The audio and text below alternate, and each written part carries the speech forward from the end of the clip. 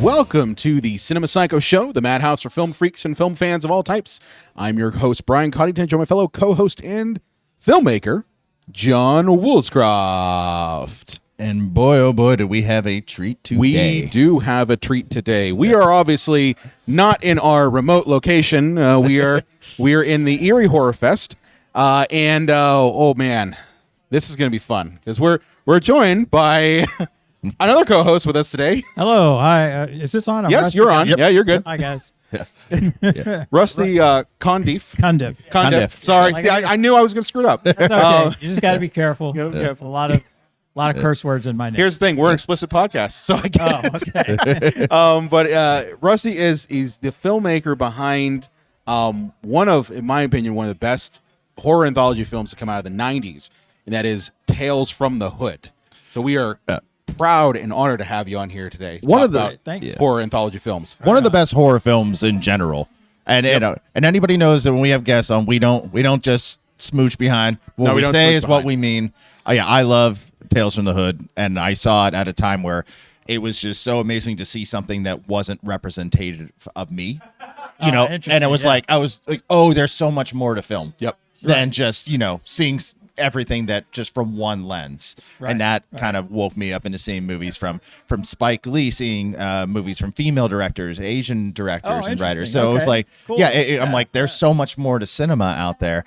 But obviously, you've had a long career, but we were going to do an episode on anthology films, and you were kind enough to kind of come talk to us as, you're on, in my opinion, the Mount Rushmore of anthology films and everything. Oh, wow. I don't know if I deserve all that. Yeah, yeah you do. Yeah, you do. I mean, here's the thing I look at it is Tales from the Hood especially came out at a time, and I've talked about this before, where 95, I think, is when it came out. Yeah. And 95, that's right when you're at the tail end of the slasher era, right before you start with the new stuff with like Scream, and I know he does. So like in this very brief pocket, you had a movie that was so unique in the sea of all the old slashers kind of dying out and the seeing this new slasher. So I think it's extremely unique for that time period. Oh, that's interesting. I hadn't really thought about it that way, but I guess it was. I suppose it was. Yeah, that's cool. Yeah, it was you and New Nightmare that year that kept horror breathing. But yeah, just to kind of give a brief history here on the history of the anthology film, it goes back to, and boy, I'm gonna brutalize this. Nacht, which is a you just brutalized it. I took German, so I think hopefully I didn't do too bad. It's a 1919 film, 5 segments, silent film, based on stories from like Edgar Allan Poe, Robert Louis Stevenson. But it was really Dead of Night in 1945 that popularized the use of this genre. But really, you didn't get many films like this up until today. But there was a period where there was kind of a big influx of it with the Amicus, the British company, doing Torture Garden, The House That Dripped Blood, Tales from the Crypt, Asylum, From Beyond the Grave, Vaults of Horror. Now, Rusty, did you watch a lot of these, or like were you a big anthology fan, or was it just kind of you had this vision of these ideas and just wanted to present them that way? Well, I think it was a combination of things. There was a combination of, there was a bunch of stories that we wanted to tell. Mm-hmm. Yeah. Darren Scott and I were, he even more than me, but Amicus fans. The Asylum, the House of Drip Blood, those things. And we were both huge Twilight Zone fans, which is basically an anthology on as a TV show. So, and there were some other ones too, but I think what was great about the anthology aspect was it allowed us to have different stories, but under kind of the same umbrella of what we were kind of dealing with. So I just think it's a great genre in that regard, that it allows you to look at, different stories, but you can kind of tie them together, sometimes, not always, in a cool way. Because there's anthologies now where it's just like, okay, well, we're just going to it's going to be 3 crazy horror things. There's not necessarily any connection. Yeah. And that's fine too. I love the That's what I connective like. tissue of it all, and I really think that is what really makes the anthology film work, is having that wraparound story, right? Right. That you're getting kind of those pieces. Like in your film, obviously, it takes place, the wraparound story is in a mortuary, Right, So like right. the story is each one of these dead bodies, right? That's kind of Yeah. what and it it's leads you through. yeah. Yeah. I mean, Body Bags does a similar sort of thing, with John Carpenter, and it's something where it just, you're directing the audience in a way to these different realms without it just being haphazard, and I think that's Right. part of the problem with some of those newer ones. Well, the thing is, getting a great wraparound is really difficult. I Yeah. mean, we kind of struck gold with the first one, and we've done a couple others, not nearly as great as the first, to be honest, but trying to figure out how to take these things and make the wraparound not just, oh well, here's how we get to this, here's how we get to that, but to have some kind of meaning or purpose on its own at the end of it. Yeah. It's tough. It's You gotta just a kind of hard figure out thing. what is the payoff, right? Yeah, what's the payoff, and what does that wraparound story have to do with Yeah. any kind of small way, at least the things that you've just seen, and Bridge. that's tricky. Yeah. And then very much after that, it became kind of more random. We had Trilogy of Terror, Heavy Metal, Twilight Zone, the movie, which has its own issues, Creep Show 2. Its own issues. Twilight Zone, the movie, has its own issues. Yeah. A couple big ones. Couple Yeah, big ones, couple yeah. big ones. Try to be Tales from the Dark Side, and When You Know It, Tales from the Hood in 1995. But yeah, do we want to talk about some of the tropes that really make anthology stand out as really? I really do think that they need a host, for lack of a better word, a crypt keeper. Somebody, that. We kind of mentioned that with the whole wraparound idea, but I think a larger than life character that can bring all these stories together. Do you guys, how do you feel about, because you had mentioned, they're just individual stories, there's no connecting tissue. I have always felt that even something as simple as television, the Simpsons Treehouse of Horrors, which I'm a big fan of, the earlier seasons, they always had a connecting tissue, and I'm like, that was good. When they lost that, I think they lost a lot. But do you guys think that there should be an overbiting host of this, whether it's TV or film? I don't know if I would say it necessarily has to be a host, but I do think that there needs to be something that connects. I mean, the broadest sense, I guess, would be like Black Mirror, which has no host, but the mirror is the connection. The technology connects from one thing to the next.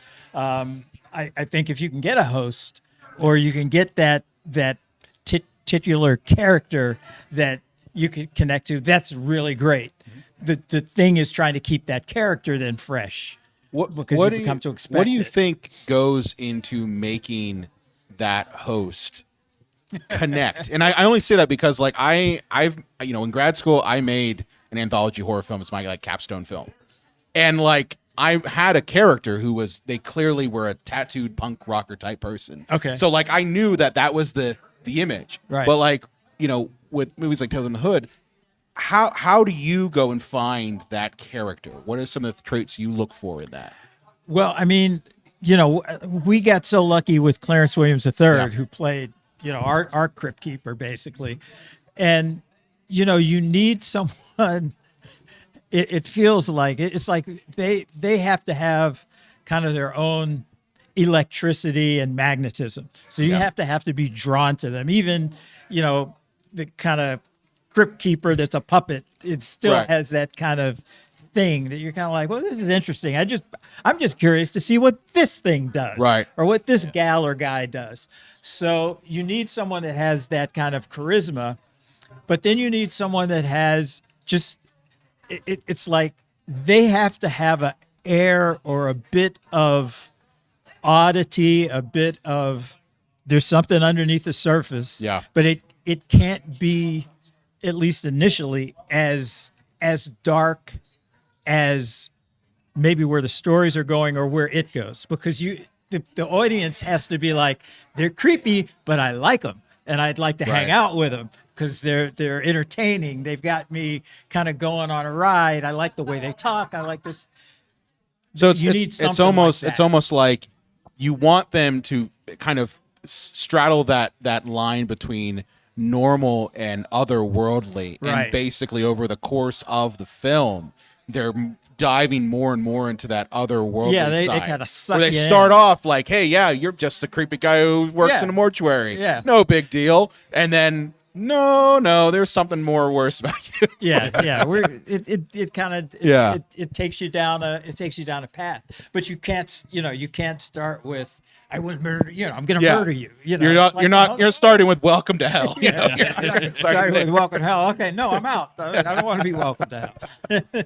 Well, speaking of the use of, probably not the right term to use the word host, but just somebody who's presented the story, the wraparound, like I've seen it as like with your film, like he's introducing all of these, new elements and new stories.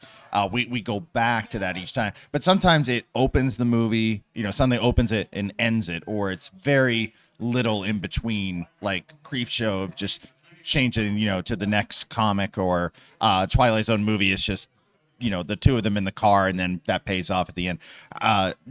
How important is it to kind of have that lead along as, you go from segment to segment, or is it just matter as long as, if you're focusing on the wraparound, to have that at the beginning and the end, or is it just filmmaker to filmmaker, artist to artist? Well, it's probably a bit of, different filmmakers Yeah. might have an entirely different approach than what I'm saying.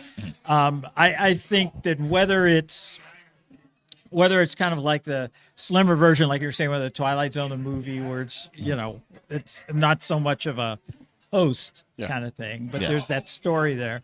I just think it helps to guide you through the other stories. It's important to have something that just kind of connects the other 2 to 4 things that you kind of have.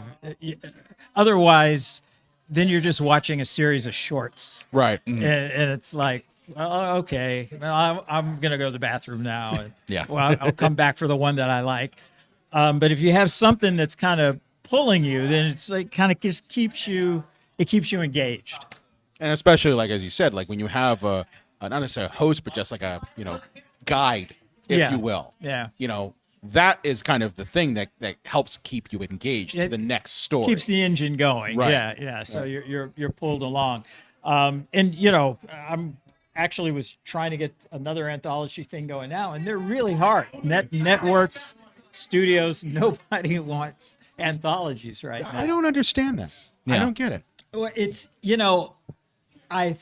if I were to put on my other person hat, not the rusty hat, I think to the point of what we're talking about, which is this connective thing, they're looking for product that has a character that you, audience, meaning you, want to see every week. Right. Over and over and over again. And anthologies don't do, minus, what am I blanking on now? The one that they bring Rod. the same actors back every year. Oh, like American Horror Story. Like American Horror Story. Yes. Yeah. So you're getting the same actors, different characters. Yeah. You live with them for a season or whatever. But the true anthology where it's like one and done, on to the next. They're like, people don't, they're not coming back the same way because we're not looking at the same person or the same problem Right. relationship wise between Do you someone. think that is just only with television, or is it also with film itself? I think Probably it's more. more with TV than Yeah. with film. Yeah. But even in that, like if when you start talking anthology, then it does become like a thing of being able to say, and we're going to get so and so. He's going to be the guy in the middle or the gal in the middle. So Right. you'll see a lot of them, and that'll pull people from this to this to this. Right. So. That becomes important from a marketing kind of sales standpoint.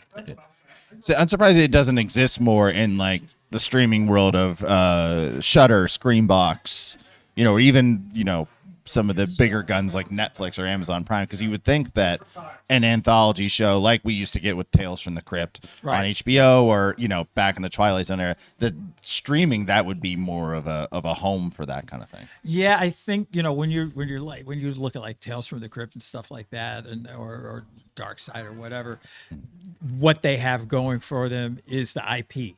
Yeah. So you're tuning in because it's something that you're going to get a very specific kind of story out of. Yeah. Whether it's more monster thing or whether it's more redemption type story where the morals of Twilight Zone or whatever, you're getting a kind of a specific thing. But if you're coming in as a creative and you're like, well, I've got my take on this, and it's like, well, how are we going to get people to watch your take? Because it's so big. The noise of entertainment is so huge right now. Yeah. So, I'm old. You guys are nowhere near as old as me. But you go back to 3 networks. You put on a anthology show, Twilight Zone or Outer Limits, or name it. Not Vincent Price. Alfred Hitchcock Presents or whatever. Night Gallery. Yeah, and Night Gallery, and you're only competing with a few other places. Right. And you get a lot of eyeballs, and now, internet. I even go with streaming. like something similar, like Masters of Horror. Did you ever watch that series? I don't know that I've watched. That was Masters of Mick Horror. Garris. He created that, but his whole take on the anthology, series more or less was each director was a horror filmmaker. Yeah. So that's what the draw was. Right. It's, okay, you might like Argento. Well, Argento's doing an episode. So it's kind of like what you're talking about. It's not Twilight Zone, the movie kind of deal. Yeah. We've got these great. Do you like Joe directors. Dante? See what they do with Yes. this. Yeah. Well, speaking of having like a moral twist or a moral lesson, like how important do you think that is to an anthology film? Because I think it's very important. Obviously, there was commentary in all 4 of your stories with Tales from the Hood, but I look at something like, say, Twilight Zone, the movie, and some of them are very much like moral commentaries, and then you get like Spielberg's, which is just, I love Steven Spielberg, but that one was just kind of throwaway. There is nothing to it, just like we get to be little kids again. And again, that one is really weird. yeah. It's a Again, weird we one. love you, Steven Spielberg, but how important is it for these stories to have like an overarching moral thread to them? Well, I think that kind of goes to, in my mind anyhow, to horror just overall. Not so much that it all has to have some kind of moral connection, but to me, horror, even like if you're reading Mary Shelley's Frankenstein or whatever, it's always kind of taking some problem of reality and showing it to you in a way that you can watch it without necessarily saying, well, this is the problem. We've got people who are treated badly because they look a certain way. They are they are a certain way, but that's Frankenstein. Right. Mm-hmm. Yeah. It's the fear of the other. It's That's the fear of the 100% other, it. yeah. And so even when you step back, you go to anthologies and you say, what anthologies or what stories are there that people connect to, and people generally connect to things that they've experienced, even if you're kind of doing it in a opaque way. You connect to a character, you connect to a thing. So when you look at all those old comics, Tales from the Dark Side, or and they would have these stories. They were almost all morality things. Yeah. Someone screwing around on their wife or their husband, or killing somebody for money, and this, that, and the other, and they get their comeuppance at the end. And so horror, horror overall has always been a way, I think, to deal with these kind of like dark impulses and feelings that people have, but you get to watch it in a safe way. Well, I think honestly, like whenever I've watched any horror movies, either be it anthology or just straight up like regular horror movies or horror TV show, it's when those morality elements are in there that it makes it better. Like it makes it more than just oh yeah, this person's getting hacked and slashed. Yeah, that's gonna. You know, like it They're just going it down, elevates the story. It gives it layers. You know, I think that's one of the things here is like you can watch, Tales from the Hood or Tales from the Crypt, be it the one from the 70s or the series, and you can find those layers. You know, Right. like you can absolutely find those layers, and as you said, like they make it relate to us as people. Right. You know. Yeah, I think that, and I think that's important. I mean, I think that's why Twilight Zone was such a successful show. Yeah. Trilogy of Terror, you mentioned. That's a good one. That is one of my favorite episodes of any anthology is the doll episode. in Oh Trilogy of yeah, Terror, yeah. which actually informed a lot of what we did with the doll and Tales from the Hood. Yeah, that scared the living shit out of me. Thank you for that. Well, Yeah, that was one of the scariest ones. I mean, Well- the one with David Allen Greer is pretty damn good too. Yeah. You know that Yeah. one. the trilogy of Terror scared the shit out of me. That was on TV with Karen Black. Karen Black, yep. as a kid, and I can remember that little doll. Crazy, crazy. Yeah, I think they said they put like a 60 millimeter camera in a roller skate to get the Is POV that what shots. Yeah. Just to get that zoom in after Karen Black. That is awesome. Yeah, that thing was that thing was a nightmare. So we kind of hit on this, but I just wanted to ask the question: why do you guys both think that there aren't more anthology films? And again, I know we're kind of hitting on a few of the things we said, but just kind of like to encapsulate it, because for me, I love this style of storytelling, and I wish there was more of it out there. Is it more something that was kind of more for TV, and because it's harder to promote for feature film and a movie theater, or why is it that we don't have more, anthology filmmaking going on? I wish I had an answer to that. I mean, I think part of it, like I said, is on the TV side, is how they perceive their viewership. But in terms of films, I don't know. I mean, I obviously like the genre as well, and I think it really works well for horror. I think it works well for comedy, Oh yeah. actually. Short, quick things. And it has some advantages that a full-length features have some advantages, obviously, that this format doesn't. But this format has some advantages that a full-length feature doesn't, in that you can hit more areas, and you don't have to pad.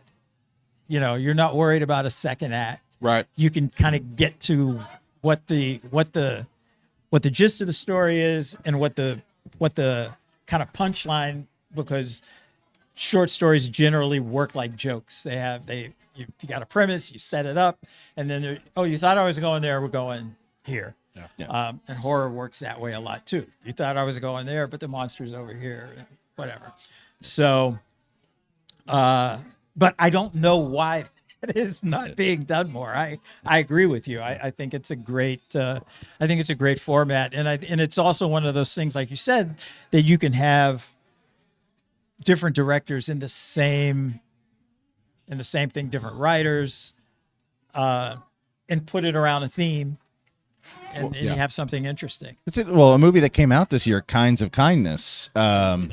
It had it's from the guy who did The Favorite and Poor Things. But it's four different stories, but they have the same actors playing different characters in each one. So I think like you said, if you can bring the same actors back, like if you wanted to come for Emma Stone, like she's going to be in all four of them, or Willem Dafoe. But I think it's interesting that you mentioned, really, and on a number I'm completely making up, it seems like comedy and horror are like 95% of anthology storytelling. You don't get much action or romance or suspense. I don't think they lend themselves to it. I don't think it lends itself really well to it. I mean, you imagine a action film like a John Wick film, but it's like we're gonna jump through 22 minutes. 22 minutes. We're gonna jump. Never gonna get to Rambo. And John Wick is gonna be the host, and he's gonna move you through. That's one fight scene. That is one fight scene. That's right. I mean, kind of answer your question, John. Why I don't think they're popular? I think a lot of it comes down to organization. I think it's easier for one filmmaker to be in charge of the whole story, right? And one producer, because obviously when you get an anthology film, especially if you are working with multiple filmmakers, that's a lot to wrangle. And it's like, how do you wrangle all that? How do you make sure that everyone is kind of playing to the same tune in the production of that anthology film? I mean, I think that's part of it. And now when it comes to TV, I don't get it because I look at the streaming landscape and I look at it as like, let me get this straight. You have shows like American Horror Story, and you have shows even like American Horror Stories, which is in essence an anthology series, right? And the current streaming landscape, why would it not work? That's kind of what I go to. If the whole idea is that you have the choice to be able to choose what you want to watch, and you're also dealing with a generation of people like myself and John who grew up with Tales from the Crypt and Tales from Dark Side, where those clearly had like a host of some kind.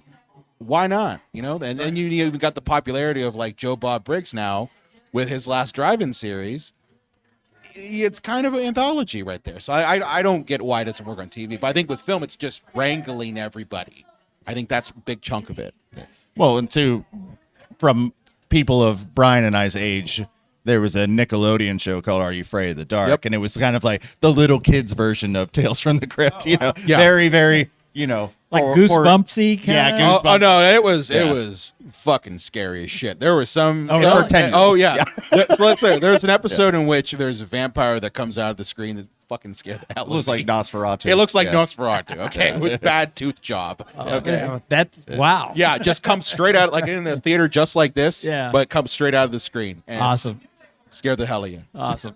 All right. Well, I got a top 5. You got top 5? I don't know if I have a top Anthology 5. films here, but so number 5 is kind of a more recent one. I don't know, Rusty, have you seen a Trick or Treat? Oh yeah. Yep. Yeah, I was actually introduced to that one kind of recently, and I'm like, it's very campy. I mean, Yeah. all of it is very like tongue permanently sewn in cheek. But yeah, I thought that was a good one. Brian, I don't know what your thoughts are. I love Trick or Treat. Yeah. I love that. I followed that film when it was in development because I used to go onto like dreadcentral.com and I followed the drama of how that movie was made and how they basically made this film, but then they had to switch studios because someone was like, this movie is going to be terrible. And I think it was originally with Lionsgate, and then Warner Brothers bought it up because Lionsgate was like, this isn't going to sell. It's a movie called Trick or Treat. It's kind of Right. put it out during Halloween, moron. Like that's what I said. But no, it's so good, and I love that film because it has the wraparound, but it's done intelligently. Like you've got all this stuff happening in this one town with Halloween, and each one of these characters kind of blends into Right. it. Yeah. So it's kind of doing the work similar to what we were talking about the horror host. Yeah. But it's Carries you doing through. it through what's happening in this town. And you get little bits and pieces of what's happening at certain times, and there's time jumps, and it really works really well. That's on my list. I don't know if I have a top 5, but that's up there. Well, Brian, here's one I don't think that you've seen. Probably Cat's Eye. I have not seen Cat's I Eye. have not seen Cat's Eye. It's Drew Barrymore like right off of E.T. It's Stephen King short stories, and it's like, okay, this is how we should be digesting Stephen King in film format. Short story before things can go off the rail. You mean not Maximum Overdrive? We should not digest Maximum Overdrive. Well, I mean, the guy writes a 900-page book, and then they want a 90-minute movie. It's like, good luck with that. But yeah, it's all from this cat's perspective. It ends up telling all of these Stephen King short stories. So yeah, we got our crypt keeper there. It's a cat. Fair enough. I like that. Number 3, please don't kill me. I had to be completely honest. Is Tales from the Hood. At number 3, again, don't smack me or throw it around. It didn't even have to be on your list. I don't care. No, it's on there. Yeah, I want to thank you for, because like I was so sheltered, and I'm like, wait a minute, the cops aren't always here to serve and protect. Wait, he can't be racist. He's a politician. And I was like, oh my God, there's so much more to this world than I ever realized outside of my. Sorry to tear up No, your thank you innocent. for No, making me no, honest. it's good. Yeah. It's good. Yeah, and Sorry to burst your bubble. Yeah, right. That's terrible. but seeing something from a different point of view, it was just like such a cathartic thing for me as a filmmaker. Very cool. Yeah, we're both filmmakers, so yeah. Again, I was thank you for that. Number 2 is the Tales from the Crypt from the from the 70s. I love that one. Yeah. A lot of people I don't think are deep in that one because when you mention Tales from the Crypt, they immediately go like, "Oh, the one the Crypt Keeper." Yeah. The TV No, show. no, no. Yeah. Yeah. You got to watch Yeah. the Amicus one Yeah. because Yeah. the Amicus one is so good. It's so weird.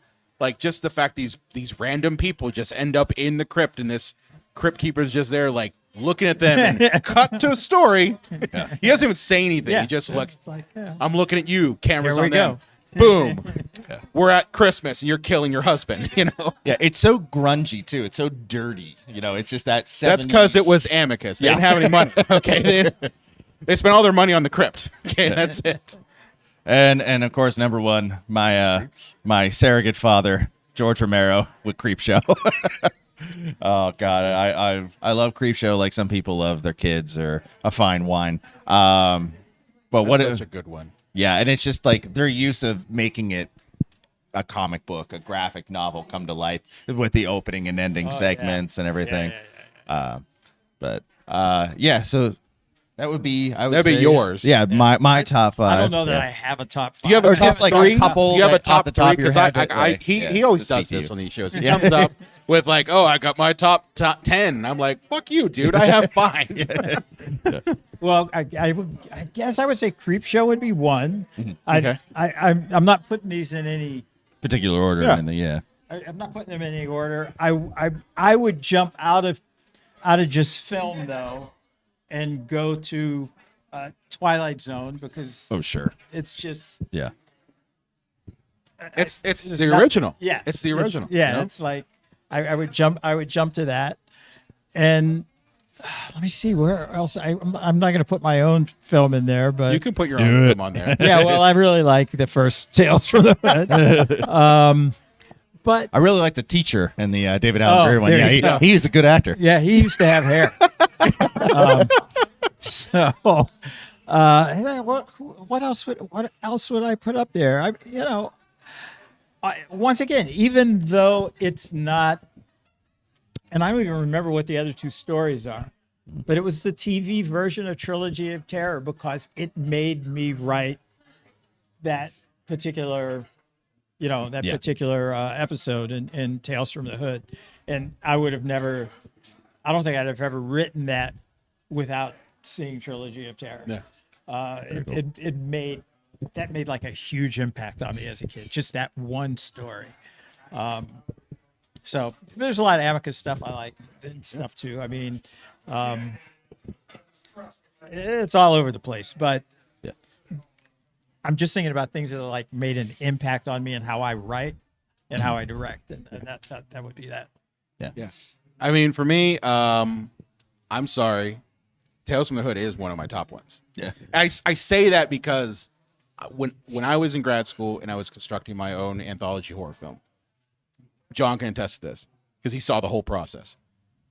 Especially the character of the main character in my film, very much was similar to Clarence William really? III. Yes, yeah. I'll send you the link to it. Yeah, I'd love to check But it out. it's if you look at it, you'll be like, this is a very similar thing. Like even what he does, because he doesn't meet them in a mortuary, he meets them in a coffee shop, Okay. and it's the same sort of thing. Like the welcome to hell thing. Yeah. Yeah, that happens too. But it's not. But I literally made like camera pull out and you see hell, like Yeah, literally yeah, there. yeah. But like I was inspired by that film because again, the sort of thing where that host was so dynamic, and I love that. So yeah, that was one of my favorites. Especially because I discovered that movie as a VHS in a Farmore. Oh, really? Yeah, it was like I used to as a kid just go to like Hollywood this? Video. No, but that's Oh, well, it was just like back in the love day, it. right? You Yeah. judged everything off the box art, and Yeah. I love the box art of Tales from the Hood, and I was like, I'm buying this. So yeah, it definitely was inspiration to me. Outside of that, I love Body Bags with Okay. John Carpenter. Have you ever seen Body Bags? I don't think I've ever seen. It's a weird movie that came out, like I think it came out only on Showtime in the 90s. And it has like Mark Hamill in it, and it has John Carpenter dressed like a zombie. And he's That's not too much literally an to stretch these undead days. zombie taking you through these different stories. And Mark Hamill's story, he's a baseball player who loses his eye and he gets an eye replacement, but it's from this serial killer. Oh, sweet. And so he starts to like So have he's got some the issues. yeah, no, but there's some really good ones in there. But like I gotta I see that. love Body Bags. That's a great one. I purposely found it at a horror convention because I was like, oh man, you can't find this out of print, right? I gotta find that. You gotta somewhere. find that one. And then just like you guys like the Tales from the Crypt from Yeah. the 70s. Yeah. So good. Such a classic. And like you know that you're like one or two steps removed from Hammer Films because those people who did Yeah. Amicus Yeah. came Yeah. from Yeah. the Hammer Films environment. So like I'm all about that. But those are my top 3. I don't have 5, John. None of us came in here with 5, okay? I could give you my top 15 if you want, but No, we don't need to do that. I'll spare We you. don't need to do that. Yeah. We don't need to do that. Yeah. Cool. All right. Well, Rusty, again. Did I stay here for an hour? No. Okay. No, About no, 40 minutes. Yeah, I've been Whatever, keeping a went stopwatch that. going. He's been Yeah. keeping a stopwatch. That went really quickly. Well, thanks, guys. Yeah, no, well, thank No, you so absolutely, much thank you. for coming on and giving us your insight. As one of the premier anthology films, I thought, well, if you were here and you were willing, why not have you come on and talk about what makes a great anthology film? Well, I don't know that I know anything. I just know what I did. So that's all I can Well, say. let me ask you this: where can people find more information about you? If they want to know more about you, know about your films, that Jesus sort of thing. Christ, I don't know. I have a website that I haven't updated in about 20 years. it's still there. rustycundieff.com. That's it. Social medias, IMDb. Yeah. all Oh, that good yeah. stuff, Social media. I'm on whatever Elon Musk caused that damn thing that used to be Twitter. I'm Used to over be there. cool. Yeah, it used to be. I think I'm at the real Rusty Cundieff or something like that on Instagram, and I'm out there in the fucking world. Awesome. Well, it's been an absolute pleasure, John. Where can they find you at on the internet? You can find me at Facebook and Instagram, and you can find me over at YouTube at JDev's Video Nasties. I'm going to be very near future having so many questions about Halloween H2O. Oh, that's a good one. That's a good one there. Yeah. Of course, if you like this stuff, do me a favor and share this episode out with your friends, with your family, whoever. And of course, if you are listening to us on your favorite podcast platform, hit the follow button, or you can go to cinemapsychoshow.com/follow. And if you're watching us here on YouTube, hey, thanks for doing that. Right down there at the bottom, hit that subscribe button, hit the like, hit the bell, do all the fun things, because the algorithm only likes us if you all do those things. And with that said, we will see you next time. Go watch Tales from the Hood. Yeah, please do.